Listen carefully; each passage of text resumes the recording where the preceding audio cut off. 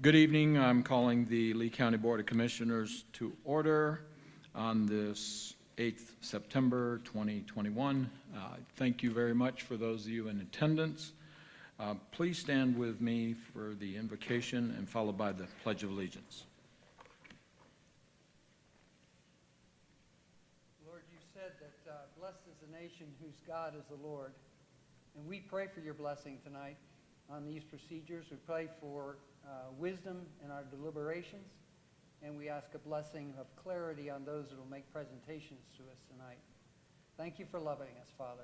We pray in Jesus' name. Amen. Amen. I pledge allegiance to the flag of the United States of America and to the republic for which it stands, one nation, under God, indivisible, with liberty and justice for all.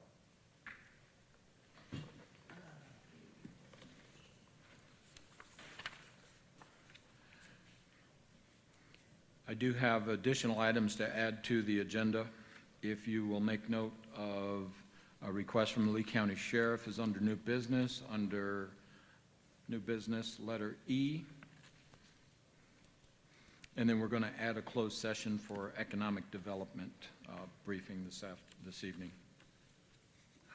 Is there any other additions or questions on the agenda?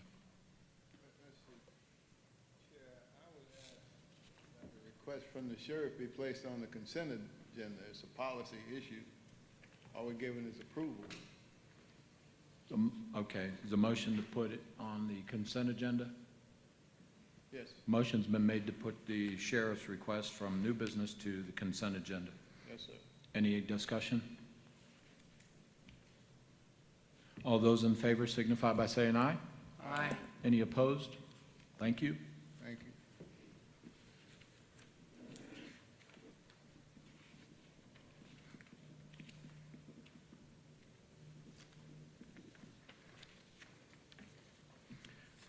Do I have a motion to approve the consent agenda as written? So moved. Motion's been made to approve the consent agenda as written with the addition. Any discussion? Any questions? All those in favor signify by saying aye. Aye. Any opposed? Thank you. Can I get a approval of the agenda as written, please? So moved. Motion's been made to approve the agenda as written and amended. All those in favor, as you were. Any questions, any discussion? None. All those in favor signify by saying aye. Aye. Any opposed? Thank you. I do have public hearing on Project Frame. One point, if I can make this. I have Mary Harris. You spoke last night at City Council. I would much rather you, this is for public comments only. Do you wish to make a public comment, or do you want to discuss it during the public hearing? Because you're provided more time during the public hearing. Okay. Thank you. All right, I'm opening the floor for a public hearing on Project Frame. And Mr. Randolph, sir.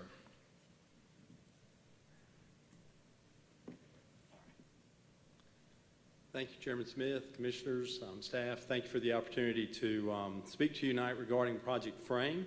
My name is Jimmy Randolph. I live at 3405 Windmere Drive in Sanford. I serve as CEO of the Sanford Area Growth Alliance, and I am in favor of Lee County's participation in Project Frame. This project will stimulate the local economy, promote additional business activity, add to the tax base, create jobs, and increase payroll in Lee County.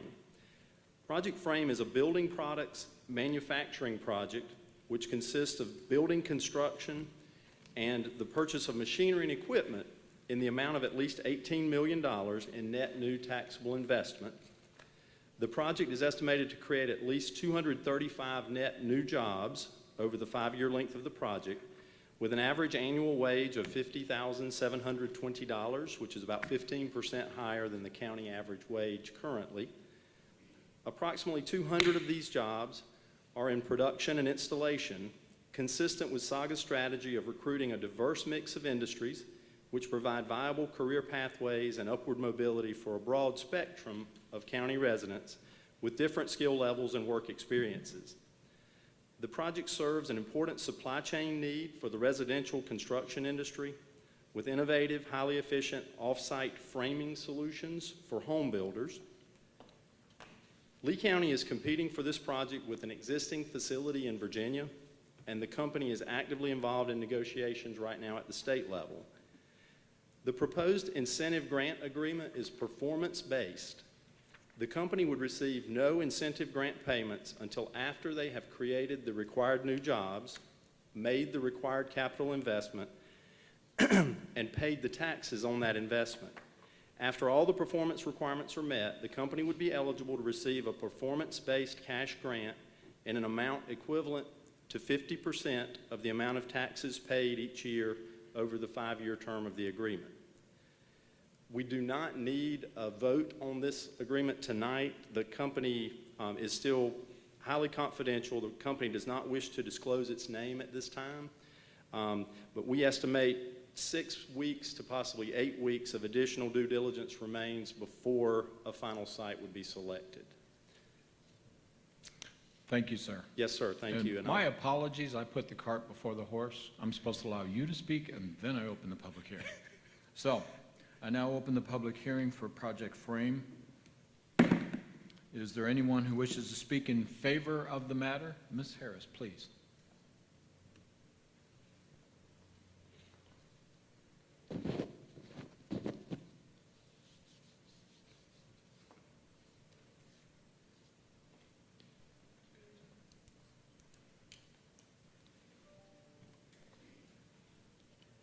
Good evening, I'm Mary Harris, my husband Andy Norman, 2702 Sunnybrook Drive in Sanford. We bought our home here in 2018, and we're not leaving.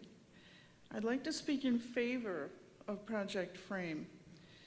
The money that's an enticement for them to come here is not the only thing we're looking at. Lee County is committed today for a better tomorrow, and that's for everyone. We want people to know that they can get jobs here, that they can settle here, and this kind of company provides the homes that they're going to need. Why do we want them here? Because it says Lee County is committed to making life better for everyone.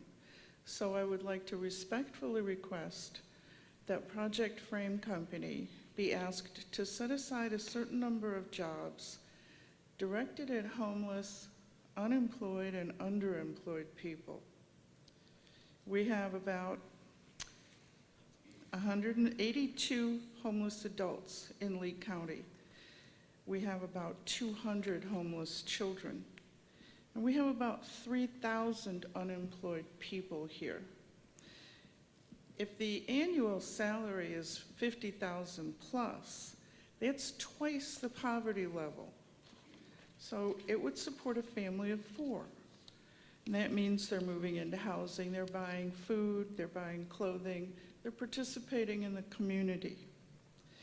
The new company will end up getting loyal and dedicated workers. How do we do this? We ask the company's HR department to work with local organizations like Outreach Mission, CUOC, and others to spread the word about the job. We would ask their HR department to accept mission and church addresses. Homeless people don't have an address. We would like to help them navigate the application process and to acknowledge that homeless people and underemployed people have certain dings on their police records like loitering, vagrancy, things that wouldn't impact their work. We'd like to address perhaps unpaid extra training that these prospective employees would get. What are the results here? We'd have 235 new jobs, and then we have a decrease in local, county, and state spending on Medicaid, food stamps, shelters, interventions, and law enforcement. The more people who are employed, the less they get into trouble. It increases individuals' spending. They're going to rent a house or they're going to buy a house, shopping, food, and that means that they're going to be filing tax returns and contributing to our tax base. I would like to encourage the company to consider employing adults who are not otherwise employed and/or are homeless. Thank you very much. Thank you, ma'am. What's her Anyone name, else wishing to speak on behalf of Project Frame? Was her name Mrs. Harris? Yes, Mrs. Harris? Mary Harris. That's the most eloquent endorsement I've heard in 30 years. I can't tell you how much I appreciate what you just said. Well, thank you, sir. It's wonderful. The company ought to hire you. If they got any sense at all, they need to hire you. Well, I have a job, thank God, but Okay, all right. Thank you. Just trying to help. Thank you very much. appreciate your words, sir. Thank you. Thank you, ma'am. Thank you, sir.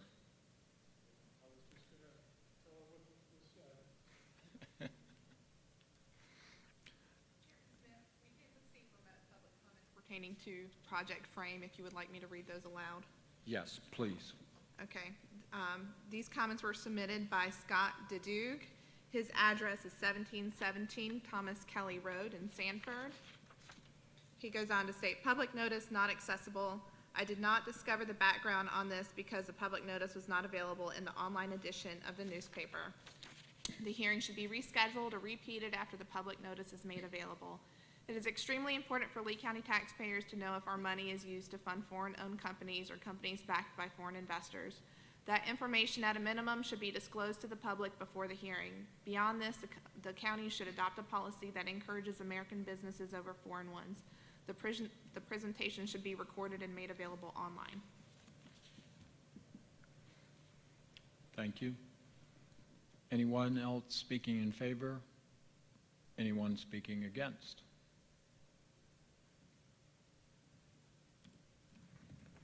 Seeing there are none, I will now close the public hearing on Project Frame.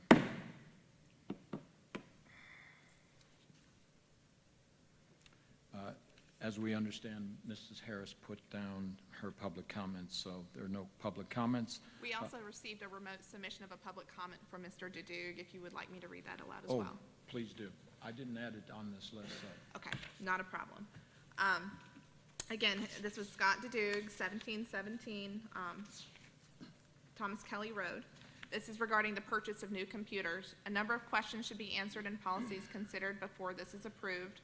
Modern laptops and desktop tower computers should last for beyond 5 years if properly maintained and backed up.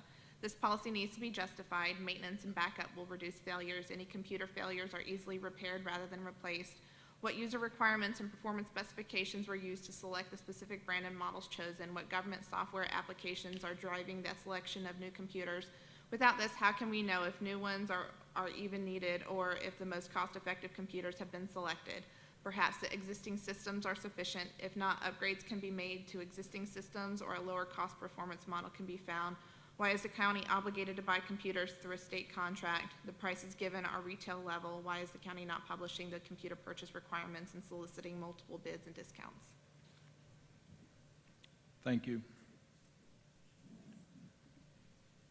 All good questions.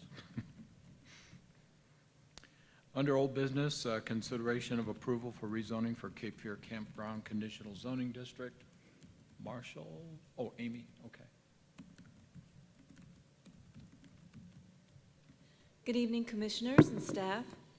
I'm Amy McNeil, the Zoning Administrator for the Sanford Lee County Zoning and Design Review Department. This information is on pages 60 through 103 of your agenda packet. Regarding the application by Drafting and Design Services, Inc. to rezone 3 adjoining tracts of land totaling 176.9 acres with frontage on Lower River Road and bordering the Cape Fear from residential agricultural to the Cape Fear Campground Conditional Zoning District to allow the development of a commercial campground is illustrated on the Cape Fear Campground Conditional Zoning District conceptual plans that were submitted as part of the application. The Planning Board met on August 16th after the public hearing was held and recommended that the Commissioners approve the rezoning request as submitted by a unanimous vote. Specific topics of discussion included the following: The concept plans included as part of the rezoning application have been reviewed by the Sanford Lee County Technical Review Committee, and that if the rezoning request is approved, additional studies and/or other information needed to verify compliance with all applicable local, state, and federal regulations will be required prior to the zoning approval being issued to allow the development of the site in the manner proposed. Also, specific design features, such as a general overview of the soil evaluation process, the location of the proposed septic system areas, and the sewer hookups for each site, were discussed by the applicant at the meeting. The floodwater depth on the site during recent hurricanes and other storm events, and the evacuation plans for the campground for future storm events, including the location of proposed entrances and exits to the site, were also discussed at the planning board meeting. So we had rather a lengthy discussion with the applicant about this proposed project and the additional approvals that would need to be secured if the subject property is rezoned, but actually prior to development. So this rezoning request, if approved, would be the very first step in the process for developing this site as a campground, but there are other additional approvals at the local, state, and federal level that would be required. As a reminder, 2 votes are required for each rezoning request. 1 vote to approve a statement on long-range plan consistency, and 1 vote to approve or deny the rezoning request. Staff has drafted sample motions for your use, or you're free to make your own motions. Are there any questions? Are there any questions of Amy?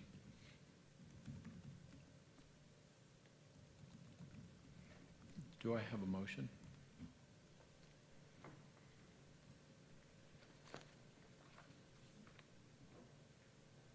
Make a motion to approve as consistent with the long-range plan.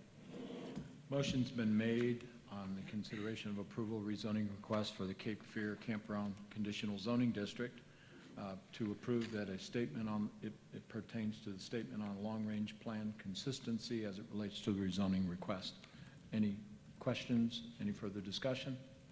Is that option 1? That's option 1. That's actually vote 1. We have 2 votes. All right.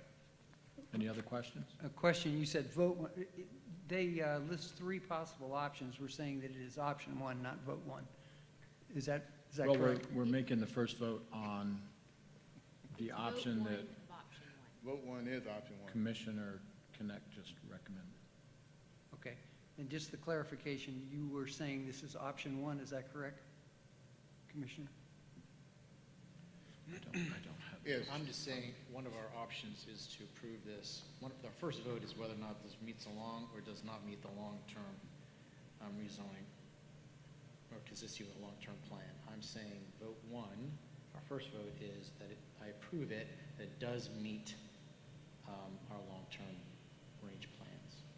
The only question I have for the, Whether it's For you- option 1, 2, or 3, I have no Right. idea. Option 1 under vote 1. Thank you. Is that correct? That's All correct. Vote, option 1, vote 1, yes. Vote 1 is option 1. thank you. Are we clear? Right. Okay. All those in favor signify by saying aye. Aye. Any opposed? Thank you. Now, the second vote Make a has, motion to approve rezoning request. and the motion's been made to approve the rezoning request. Any further questions? Discussion? I'm sorry, it's the same question. We have 3 motions to pick from. Which one are we doing, or are we Number not, one. are we just abbreviating it? Number 1, option 1. Number Vote. 1. Yes, so there's, Just a matter of procedure. Is it required to read the motion when you, the whole option, or not? Well, under vote 2, motion option 1 is the option to approve. The second motion is to disapprove, and the third motion is for a unique motion. So I believe he made a motion to approve. Correct. Option 1, thank you.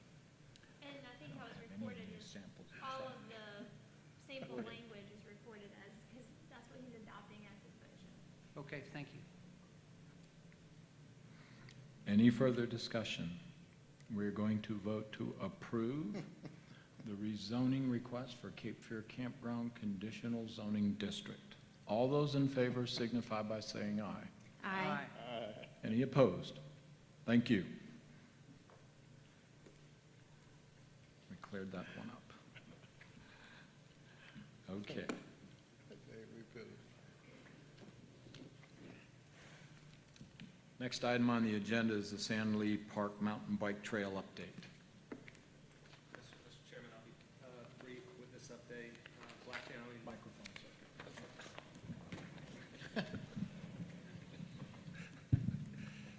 Details. Black Diamond Trail Designs has begun work on the trails. Matter of fact, I received a text message that they have completed the dedicated return emergency access trail. So they were able to accomplish that in just a few days and have begun work on the beginner trail, which for those who have been up there, that is the trail that is now going to be on the far right looking down the hill. So we're pretty excited about their progress. The trails are being redesigned to go from a beginner to an expert level run. There's a video out on social media that Joseph Leidecker, who is the owner of Black Diamond Trails, has given. It's about a 10-minute video. It explains the process that he's going through to redo the trails. I encourage those who are interested in the trails to take a look at it. It explains what he's doing, and it also asks the community for input on some of the more technical trails and things that they would like to see on those trails. So hopefully the public will meet him. I already know that Charlie Storm, our local bike store owner, has been up there to meet with Joseph, and they've had a good meeting. And Charlie actually went to the top and went up the emergency trail. So heard good reports back. So that's really the update. We hope to have everything finished by Thanksgiving. We should be able to open trails, weather permitting. Hopefully the beginner and intermediate trails will be open somewhere around the 1st of October. So it's going to move quickly, and I think what I'm hearing, people are excited about it. Be happy to answer any questions. Where can the public watch that video at? I'll have to ask Haley, but I'm sure that's, I'm sure we can put a link on our Facebook page for that. Okay. Yes. Okay. Any other questions regarding the mountain bike trail? What would be the age limits? I only ask because those who happen to be less than young adult, 18 and below, will their parents be required to consent in any way, form, or fashion, or? Well, it's an open park, and it's a use-at-risk facility. So there are, at the top of the trails, there will be signs that designate the difficulty of the trail and the Right. recommended type of rider that should go down it. But we do recommend, you know, that anybody that's a minor, 16 and under, would be Yeah. accompanied by an adult. Right. But we have had issues in the past where younger folks have just been dropped off. Right. And actually, the last incident we had occurred with an unsupervised 12-year-old. So we will be reviewing that. So I'll be satisfied as long as legal takes a good, close look at that and makes sure that we have the appropriate signage posted suggesting that parents be consensual. they have been reviewing our signage, yes, sir. Thank you. Thank you for the question. Any other questions regarding the mountain bike trail? Okay, thank you, Dr. Crumpton. Under new business, introduction to redistricting commissioner districts and Mr. Kovacic.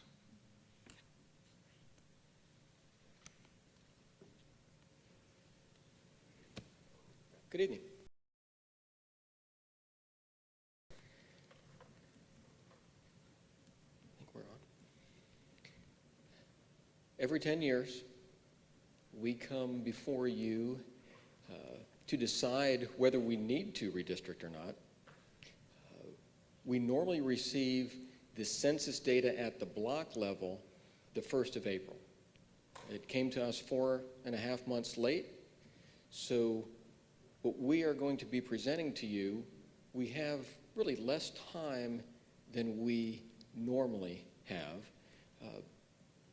Whitney, I believe it's November 15th is when we have to have everything taken care of, is that correct? That's correct. And by state statute, we have to have the, because we adopted our districts by resolution, we have to have an updated resolution adopted by November 15th, but we also need to make sure we have enough time to submit that to the Secretary of State, the local board of elections, and the third, I can't remember the third offhand. But yeah, we are in a time crunch at this point. Right, so as you know, redistricting is the process of redrawing the boundaries of the commissioners' districts to alleviate any imbalance or inequality in population distributions, primarily after each decennial census. And the first thing that we look at is whether we actually should redistrict. And the major factor in redistricting is population. And population must be in balance. Constitutional voting rights refer to one person, one vote concept, where the weight of one person has per representative must be somewhat the same in each district. And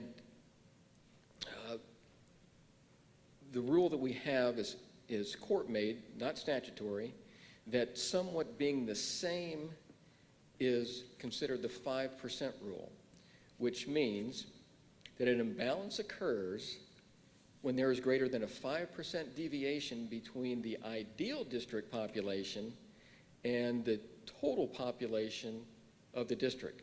So let's just look at what we have from the census here. Our total population for the county, 63,000. We divide that by the number of districts that we have, 4, which gives us an ideal district population of 15,800. So we take 15,800, subtract it from what our current populations are in those districts that we used from the block data from the census, and then divide that by the ideal population. Anyway, what you get is the percent deviation. And we need to be within 5% deviation in any district, and we can see that 2 of our districts are, 2 and 4 are within that 5% deviation, but districts 1 and 3 are well over that 5% deviation. So just the initial analysis of the data says, yes, we must redistrict. And so when we're redistricting, we're going to look to keep each of those districts within the 5% deviation from the ideal population, because that's what we are required to do with this data. We are also going to look at keeping the districts contiguous and compact. We can't do any satellite annexations, no donut holes in one district that's taken out of another. We're also required to keep incumbents that are elected at large in their districts. And so each of the maps that you see, you're going to have a little dot. The color of the dot that's in the color of the district, that's where the incumbent in that district lives. But even though we care about you that are elected at large, in the redistricting process, not so much. And we also look at, well, previously, we were a county that needed to be pre-cleared by the Department of Justice. That was, we had to account, we had to take minorities into account so that we would be in compliance with Section 5. And Section 5 said that we had to maintain a majority-minority district. Well, Section 5 was declared unconstitutional by the U.S. Supreme Court in 2013, but we still must follow Section 2, which prohibits voting practices or procedures that discriminate on the basis of race, color, or membership in one of the language minority groups. So that's what we're going to show you these plans are. If we could bring out current. We're going to give you each of these slides one at a time. I'm certain that you would not get ahead, but we're just going to ensure that here. Can I ask a question before we get too far? Absolutely. Okay, trying to define some of these terms, can you give me your best estimate as to what it means to be compact? Compact, from our standpoint, contiguous and as close together as possible. And we're going to show you some compactness as we move forward in these plans. Well, if you look at District 1 as it is right now, would you consider that compact? I would consider that contiguous and somewhat compact. But District 1, when we did that district in 2010, we were under Section 5, which required us to take race into account. So what you're looking at here, these are the 2010 districts where Section 5 was used. Okay, thank you. And one other question. If you were to start your analysis not knowing the race, color, or language groups of these people, and you were to draw them, how do you then go back and see that you've met the Section 2 requirement? Good question. We're going to show you that right now. Okay, thank you. We're going to go to the next slide. The red box, we're going to zoom into that because the changes that we make are going to be within that box. So we're going to zoom in so you get a better idea.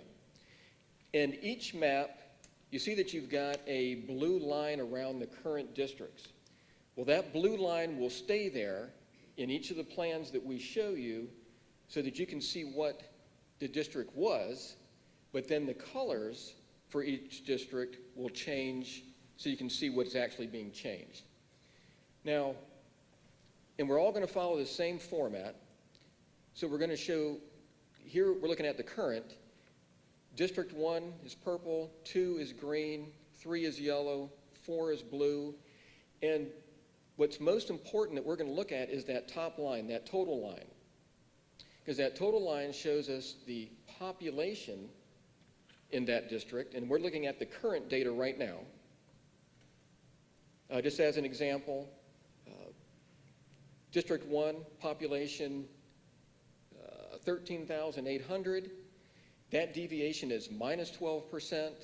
We go to District 2, 15,000, deviation minus 4%. District 3 and District 4. So that top line is the most important line because we need to make sure that our population is within our proper deviation, which is less than 5%. So again, this is current data right here. But then, being as we still need to comply with Section 2, Mr. Carver, we're going to show the demographic data. We're going to track that. So below that second line, it will have your race, white, black, American Indian, Asian, Hawaiian, and other. Then below that last dark line, you have Hispanic, which is in parentheses. It's not a race, it's an ethnicity, but the census carries much weight with the Hispanic ethnicity. And then the actual very bottom line is total minority, and that number is the total population of the district minus the white population to give the minority population. And so we're going to use this same format in each of the plans. Does that make sense with what we're looking at here? And when I am going through with these plans, if you have a question, do not hesitate to ask. The one clarification I still would like to have is what constitutes the way you decide whether or not you're meeting the requirement of Section 2? Well, good question, because we need to decide how much we should use race in redistricting now, and how much we must use race in redistricting. We're no longer a Section 5, but prior litigation tells us that tracking that data is a good idea. I'm sorry. Yeah. I think if you're looking for a hard and fast rule, you're not going to find one. You know, this is the first time we have gone through the redistricting process since having to seek the pre-clearance from the Department of Justice. And so that is correct what Don had just indicated, is given our prior involvement in some federal litigation, being named one of the counties necessary in the past to seek the pre-clearance, it appears that tracking the racial breakdown of the districts is something that we should do, even though it's not the predominant factor that we're considering. But there's not going to be a hard and fast checkbox that I think what you're looking for. Okay, or at least some indication as to whether or not we're on the right track or not. For example, to avoid litigation, would it be wise for us to have a majority minority district when we get finished?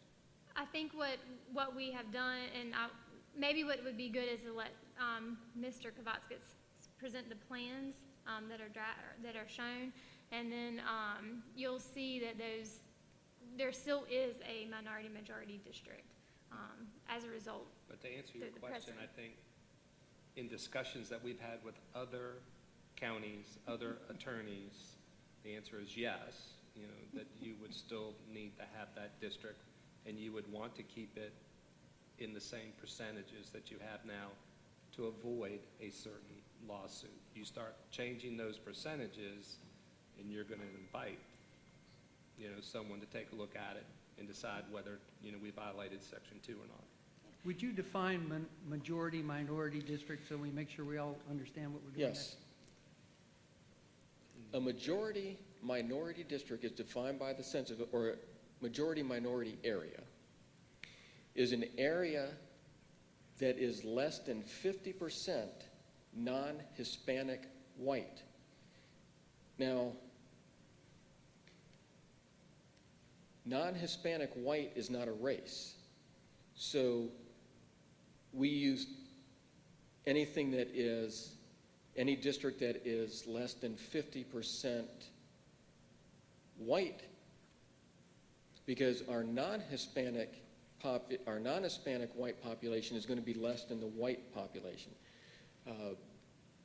In this census, 2020, it was a little different than other questionnaires.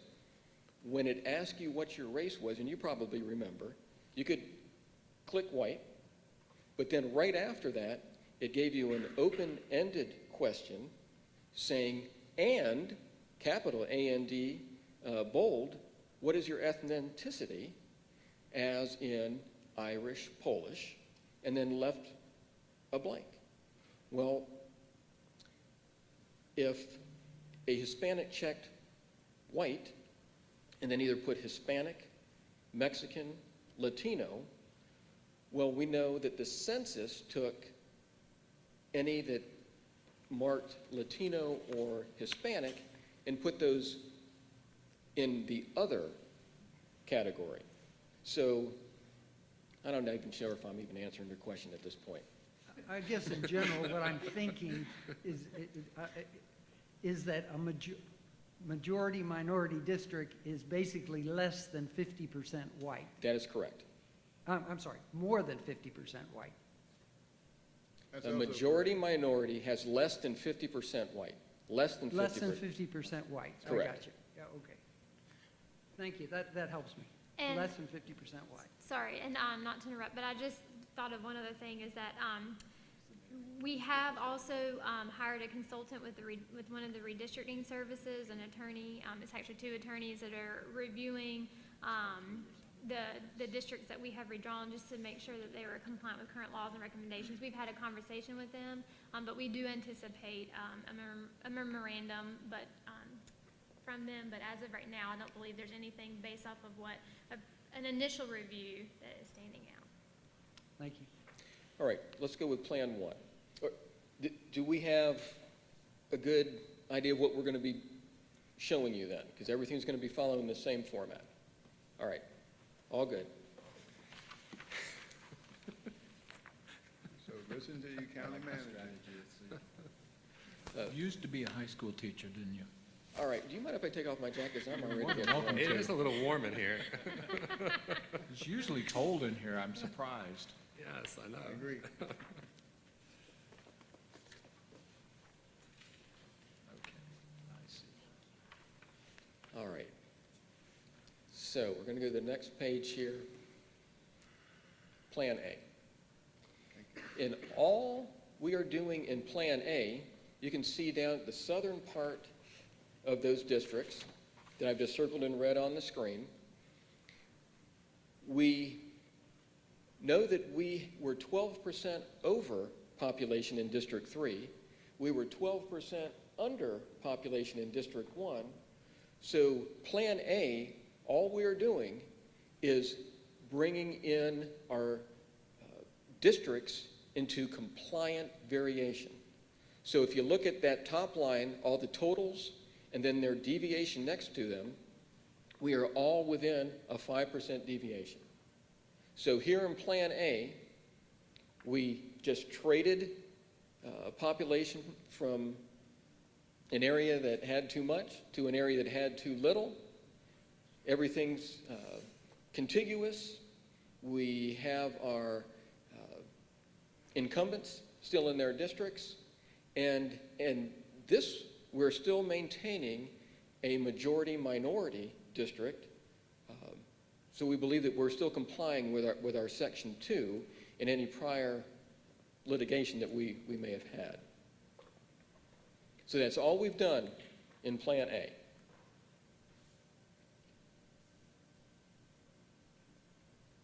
Does that make sense with what we've done? Okay.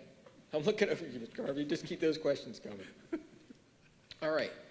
So then we're going to go to Plan B. Plan B is going to be a little different here.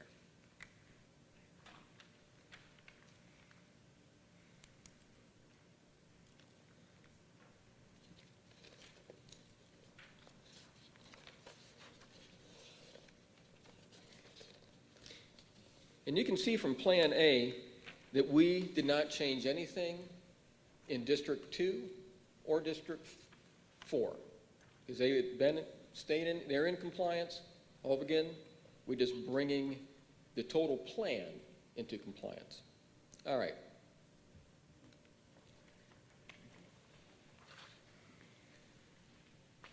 Plan B. Now, Mr. Carver, this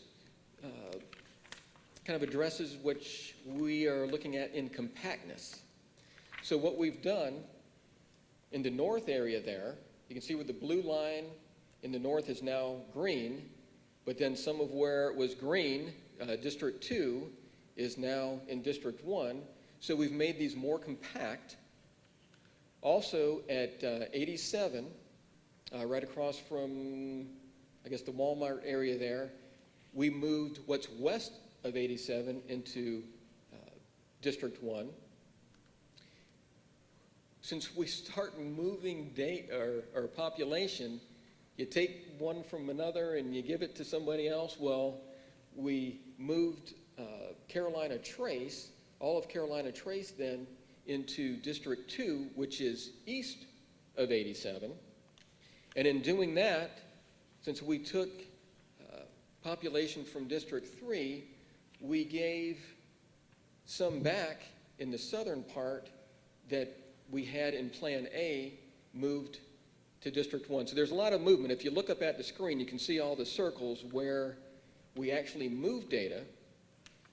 If you look at the total populations, that total line, that all the districts are within proper deviation.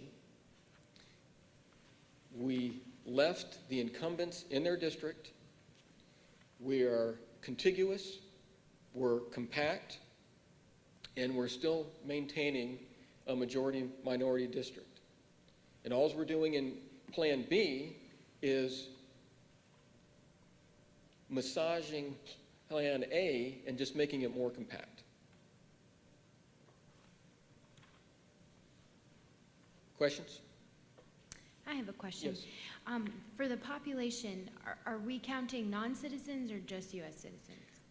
We are counting everyone that was counted in the census.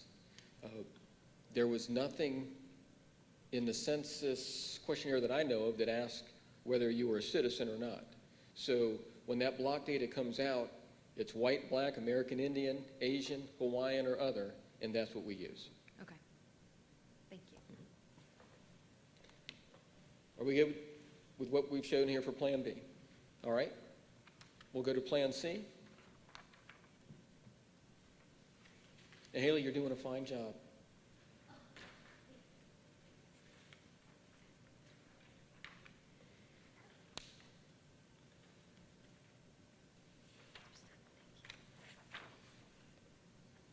Thank you, ma'am. Thank you.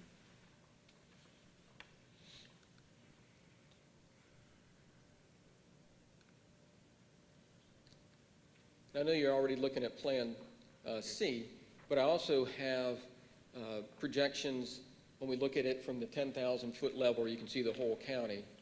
And if you squint and get rid of the blue lines, Plan B is a compact plan.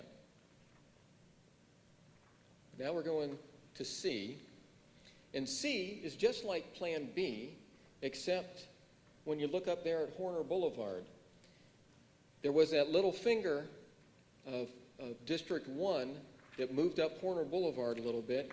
And what we did is we just made that more compact by bringing that district line down the railroad tracks so that we have a compact district here. So we went from Plan A, just getting everything in compliance. Plan B, we made it a little bit more compact. Plan C, just a little bit more compact. We're still within deviation in all of our districts. We keep our incumbents in their districts. It's compact, contiguous, and we still are maintaining a majority-minority district.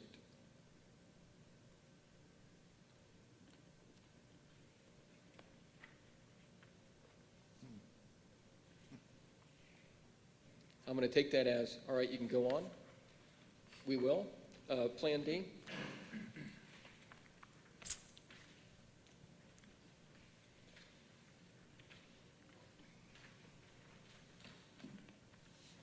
Oh, and the final one too, right, because that's our, thank you.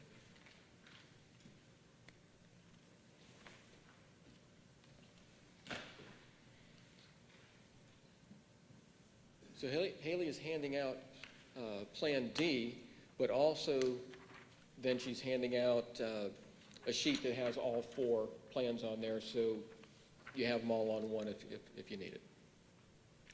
Thank you.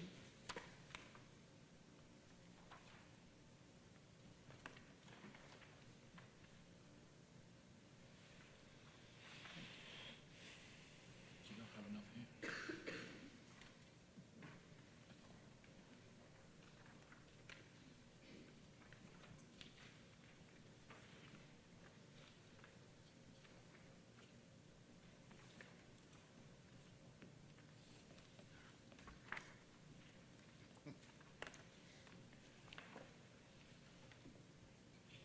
I want you to know I'm exhausted watching you walk. I'm sure I'll sleep well. All right. Plan D, what we have done is just made it the most compact.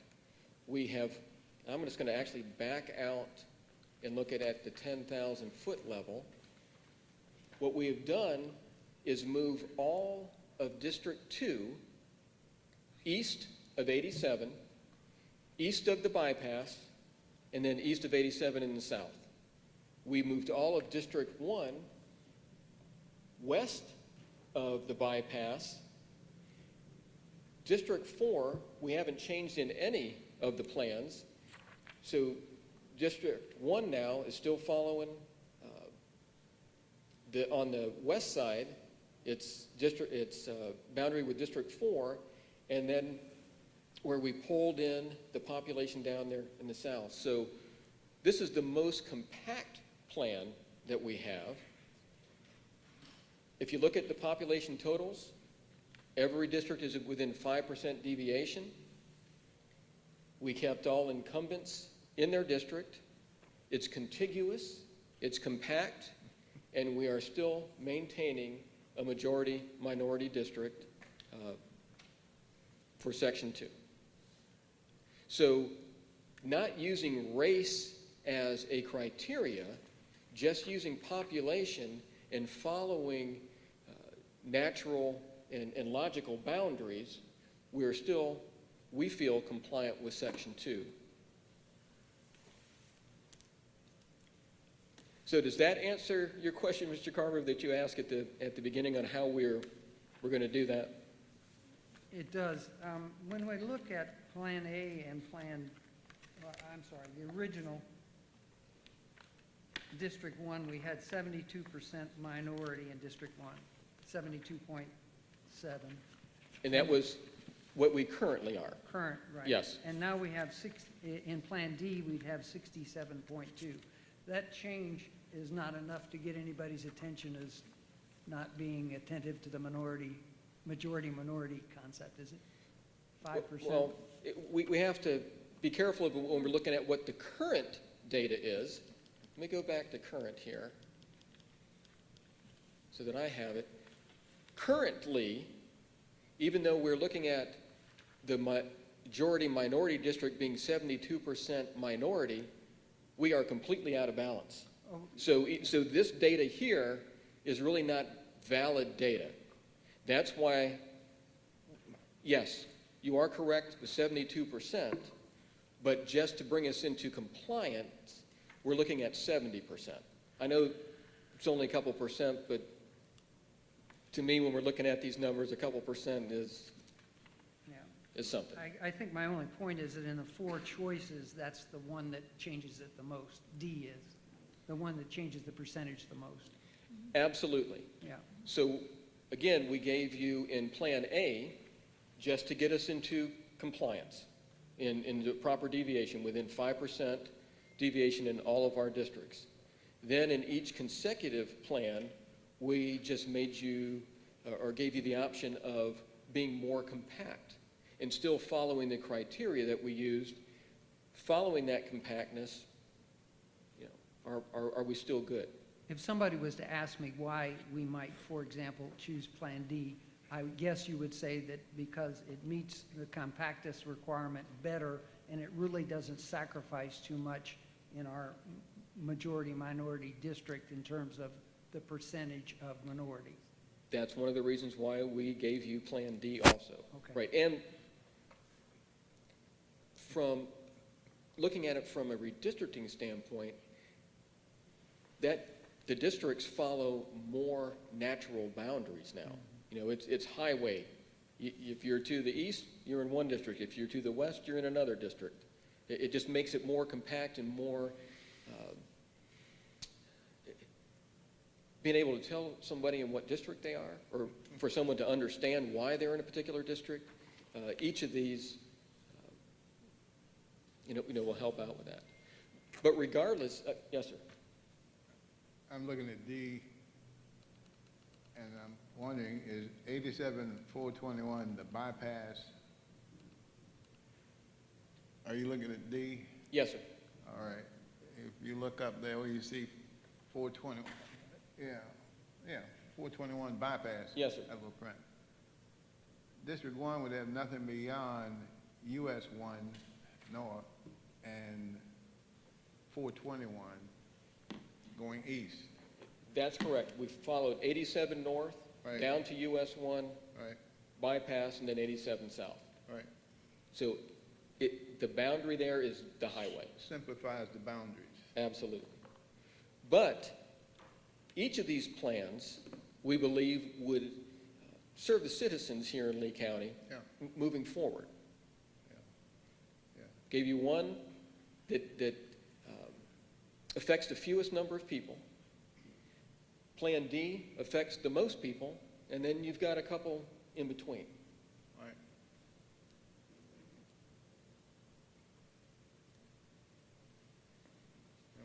for the least costly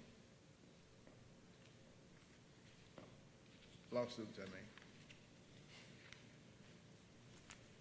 There's a curiosity here in Plan D, well, actually, it's in 3 of them, but if you look at the south end of District 1, and you see that little thing sticking out there at the bottom? What? That is actually, I know what you're talking about. It goes Yeah. right to the corner. Census blocks are not necessarily logical. Okay, And I would have loved to take out that little corner, but when you do, it actually wraps way back around on St. Andrew's Church Road and picks up, it would not be compact. I got you. Okay. So it's a function of the way the data is reported. That is And correct. you've got to stick to the blocks, I presume? Yes, we do. You can't cut one in half. As much as we would like to, no, sir. Okay, thank you.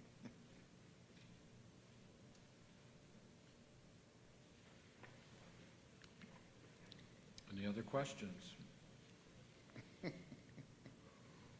Not tonight. From my notes here, we're presenting the proposed plans drawn by the staff, and we will be asking the board to begin discussions as to when it wants to hold a public hearing. If the board wishes to review the plans between now and its September 20th meeting, the board can then declare a date to hold a public hearing. Is that on the 20th? We can plan on announcing the date for a public hearing? Yeah, it's up to the board. So if you want to, you could vote tonight to hold the public hearing. So let me back up. There's nothing under the statutes that require a public hearing. However, we ought to have a public hearing. We should seek I agree. input from the public and, I agree. and go through that process. However, so while we said originally it needs to be in by November 15th, so the board can decide on September 20th when they want to hold the public hearing in October. There would be nothing wrong with holding the public hearing and vote the same night. We would have to adopt the resolution. Well, we might, because we would need time to get the resolution together, right, based off of what plan they adopted. Right, Sorry. because we're looking at a map, but we actually have to write a description. Right. And the description is a bit involved. So we don't really want to do that until we know which plan the board wants to adopt. Okay. So we could have either a Public special hearing. meeting in October for the public hearing and then vote on the 20th. We have options, but if the board wants to and wait on the 20th, you can decide then what your October may look like. I believe you have a question. Yes, sir. Yes. I think number one, let's get a timeline, let's get some dates so that we can figure out exactly where we are. The sooner we get it on the table, the sooner we're able to make a final decision. So I would ask staff to propose the dates that we need to be looking at as target dates to have this thing wrapped up one way or the other. Okay. All right, I'll give that to you. There you All go. right.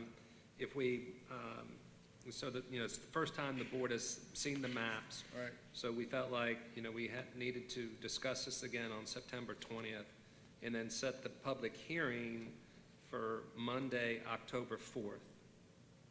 Is that our first meeting? Right now, we October. do not have a first meeting because we had said we were going to only meet once in October, but that would be our first meeting date in October. So we would propose that you go ahead and do that. And then after the public hearing, the board can vote on which of the maps they would like. And then on October 18th, we would like to present the resolution to the board to formally adopt that plan. We have some internal issues going on. In the last week of October and the first week of November would be difficult for all our staff to be here for meetings. So we would like to have it wrapped up on the 18th of October. And that gives us plenty of time to get it submitted to all the entities that need it. Okay, Do I have a motion to that so plan? moved. Motion has been made to plan the discussion on September 20th to set the public hearing date on October 4th, and by October 18th, adopt the plan. Any other discussion? Any questions?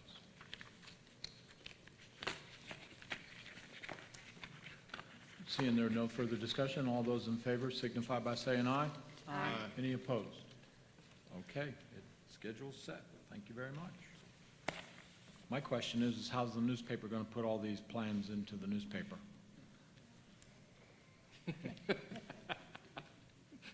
Is that a good question? She said it was a great question. Thank you very much, Don, for all that work. Next item on the agenda is Lee County Post-65 Retiree Health Insurance Plan Renewal. And please, Joyce, hi.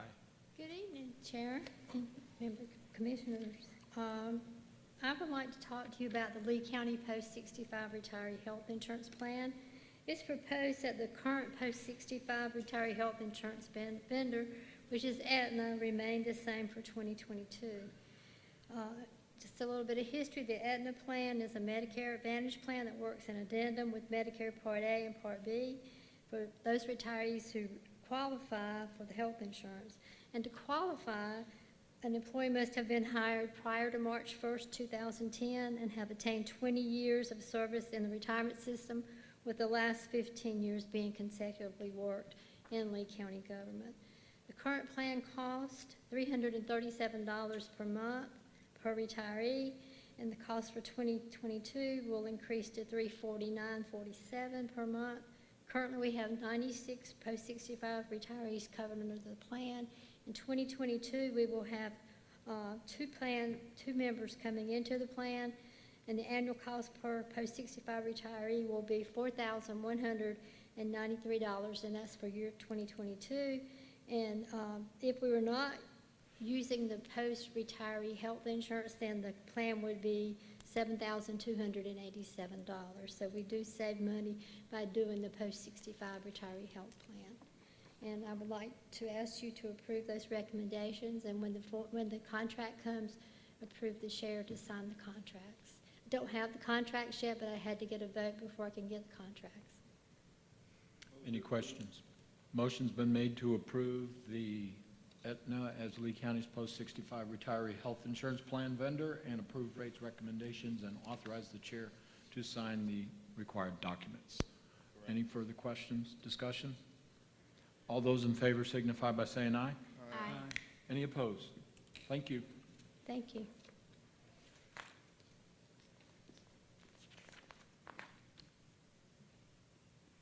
And next item is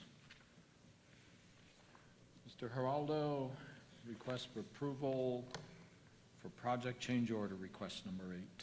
Good evening, Mr. Chair, Commissioners. I'm requesting approval of change order number 8 from Bar Construction in a project 48360120 in the amount of, and this is a small change to what is on the agenda, $39,206, so it's a $206 difference. These changes were identified when we were doing renovations in the main courthouse, and they were designed to address deficiencies in the clerical court, and the second portion of it was to address deficiencies in the Lee County Government Center in the tax department. Thank you. Any questions, Mr. Geraldo? Move to approve. Motion's been made to approve the change order request number 8 from the Bar Construction to project 48360120 in the amount of $39,000 and some change. All those in favor signify by saying aye. Aye. Any opposed? Thank you. Thank you, sir. And next item on the agenda is the Horton Pool. Yes, sir. Good afternoon once again. On April 21st, I was instructed to, we awarded a contract with Design for McGill and Associates for our Horton Community Pool and Bathhouse renovations. We have here today Mr. Mike Norris from McGill, and we also have Joseph from our Parks and Rec Department. So what I have in the packet for you is they have provided us 3 different pool designs for us to select from. Obviously, I have a recommendation, and we also have the proposed bathhouse floor plan, and we have a review of a probable construction cost estimate. I will run through these slides, and if you have any questions, please feel free to ask myself or Mr. Norris or Joe from Parks and Rec. Oh, obviously it's not working, so Nate, please, next slide. Can you click next slide on your computer? Oh, there you go, got it. There you go. Headspace and timing. Artillery, right? Yes, sir, 0 mills. So the slide that you have in front of you is the existing pool that we have with our bathhouse deck and pool. Obviously, we identified several deficiencies and things that need to be addressed. Design number 1, let me get to my notes real quick. Let me ask you a quick question. Yes, sir. You cite some things about traffic. You use the word traffic plan, and that's why one is over the other. What do you mean by that? It's not vehicle traffic, it's children traffic. So Going from where to where? from the bathhouse through the pool deck into the zero entry playground area, sir. Thank you. And then that area leads right into the pool itself. Right. So if we don't, we're trying to divert the bigger kids from running over the little kids as they get into the pool. I got The you. safety concern. Thank you. Yes, sir. All right, so option number 1, if you notice on the left-hand side, there is a full ramp that is handicap accessible. One of the disadvantages of this design, obviously, is that you lose the space because of the ramp. And if you look, it has a set of steps going from the zero entry into the pool itself. Option number 2, it's kind of a beach entry of some sort. It's got a zero entry, but it's a direct line of sight from the bathhouse into the pool itself. Again, we may have some safety issues with that. In option number 3, which is the one that we are recommending, brings a dog leg to the right and allows for a separation of the smaller children from bigger children. Keep in mind, we are removing the kiddie pool altogether, so this is going to be the kid area, and allows us to use the pool in a more efficient manner. You're removing that kiddie pool for safety precautions. Yes, sir. So the kiddie pool is no longer going to be in use. We're going to cover it. Right. And now, instead of the kiddie pool, we will have the zero entry Right. kid area. Yes, sir. For safety purposes. Yes, sir. Safety concerns. Thank you. This is a sample of some of the playground facilities or playground amenities that we are looking at. We have an allowance of $40,000, and Joseph is kind of highlighted, like, with that budget, we could get option 1, option 2, option 3, and 8. So a little bit of everything. Obviously, you have some of the bigger features, and you have some of the smaller ones for your smaller children. So this is just a sample, but we do have an allowance built into the contract. And here's the existing pool house with the new construction that we're recommending. Now, key to this design is that we are moving all the pool equipment that is below grade right now behind the deep end. We're bringing up all that equipment up to the main or the only pool house. We're relocating all the restrooms, both male and female, to the left-hand side, as you see on the picture. We have storage, pool equipment, pool supply, an open check-in area. And the alternate that we will have is, if you looked in the bottom of it, it says family toilet. That's actually going to be an alternate. But we would like to, if the budget allows, to add a family restroom. Now, in here, both male and female restrooms will have a changing station for toddlers. And this is a rendition of how the elevation is going to look from the outside of the pool house itself, front and back. So if there are no questions on the design, I will run to a couple of financial scenarios for you. Option 1, this is if we do turnkey, one contractor does both the pool house and the pool itself, we could be looking at 1.4, almost $1.5 million. And this is just estimating option number 3. So when you see item 4, pool renovations improvements, $618,000, that is if we go with option 3, which is the one with the dog leg for the children. Number 3 is your recommended. Yes, sir. option. Yeah. Which is the one that has the dog leg, right here, All right. option 3. I think that's appropriate and fitting. We're going to have a considerable housing development taking place across the street from that. So let's go with option 3 would be my motion, Mr. Chair. Sure. Santiago, back there, how do you keep the kids from going from the zero entry area into the main pool? Is there a barrier there or something? There's Yes, no, there's a line that goes across there? no, it's Is it- Was that a it's rope all line or on something grade. like there? The splash pad features can only go up to 18 inches of depth of water. So once you get past the splash pad features, the water just keeps tapering off. So you walk into deep water. But we can add a rope for safety as well. I think the rope has to be at 3 foot. So when you get to the 3 foot section, there will be a rope. This guy, son. I was visualizing a child slipping underneath that rope. That's not a concern? Can there be something more? The rope will not be where the incline is. Okay. Yeah. It'll be back of it. It'll be flat. And then they have lifeguards. Pardon? And they have lifeguards, and, Sure. and children that small should be accompanied by an adult. So they're not going to be able to get in there without the adult being present as well.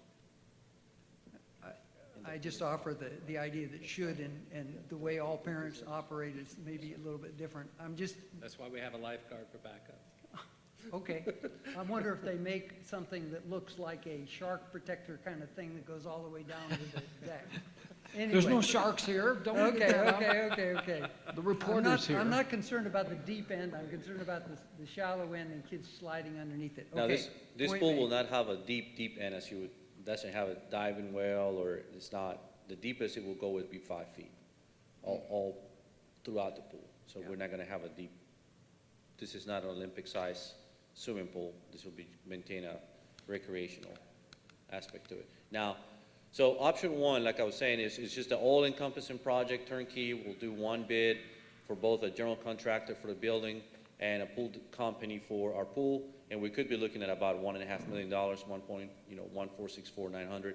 Option two, it's a little bit more work, but it saves us a little bit of money. If we're able to break this project in two and bid the project for a general contractor for the pool house and build and do a bid for a pool design for a pool company, we could save roughly $100,000.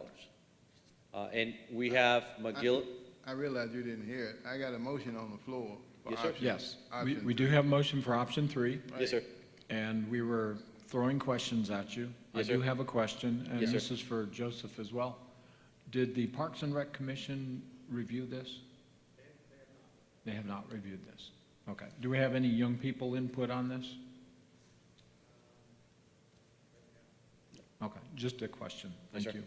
Motion's on the floor regarding option 3. Any further discussion or I got one question? other point, one consideration. I Yes, haven't sir. heard anything about lighting after this is finished. Are you covering that aspect of it? Not in this project, sir. Okay, but overall, as a park, are we covering lighting once we make all these changes? And it's looking good over there already. Yes, sir. We are not adding any, we're not having any additional lighting put in the park right now, not as far as this project, sir, or the existing project with. Well, it needs to be Gen- taken into consideration. Yes, sir. Thank you. Any further questions? Is there an option 3 photo there for contract? Negative, sir. Do you only have the full contract or option two where we break it up? And the savings, if we break it up, it is right at $100,000. So it is $112,000 if we break it up in two, because you don't have to worry about a pool contractor bidding on a general contractor as well, or the other way around. So we'll just split it up, and that includes the fees that we will have to obviously work with McGill, because they're going to be the managing company for this project. So I think the motion on the floor is to accept the third layout Yes. right now, Yes, before sir. we talk money. Yes, sir. Well, let's get through the motion first, and then we'll Yes, sir. talk money. Okay, any further questions? All those in favor of option 3 signify by saying aye. Aye. Any opposed? Thank you. All right, now we'll talk money. yes, sir.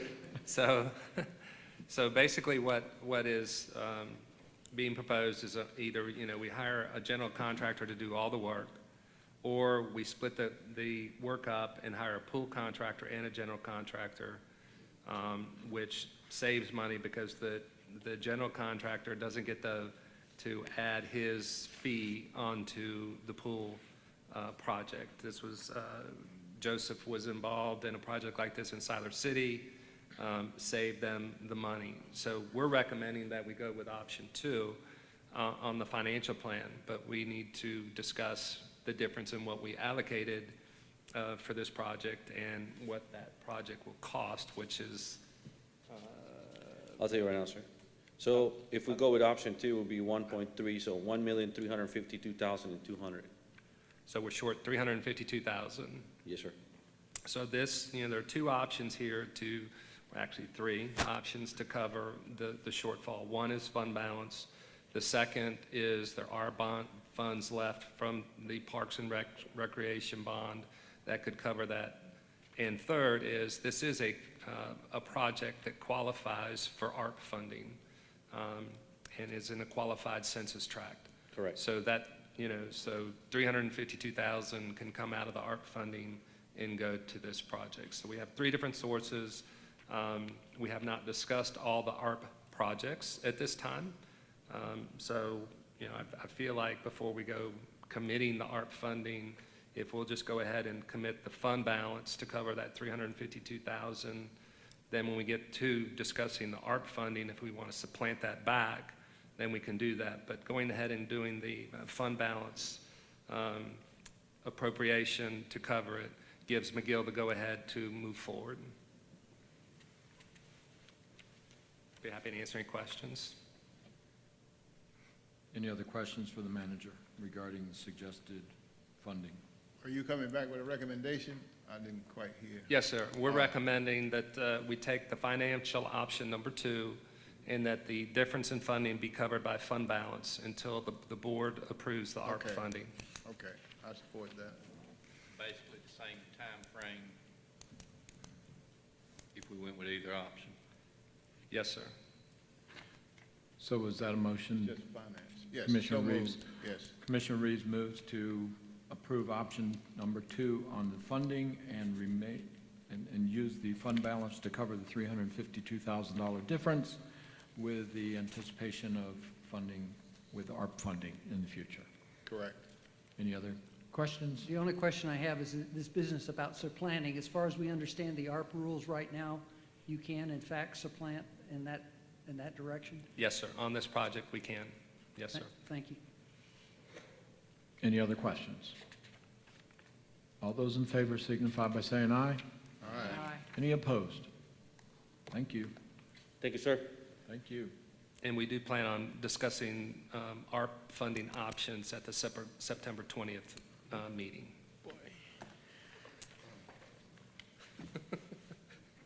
Just the rules, just the rules. Understand. All right, next item on the agenda is the manager's report. I don't have a report tonight, Mr. No Chairman. report tonight? All right, moving right along. Commissioners' comments before we go into closed session. Commissioner Lubbock.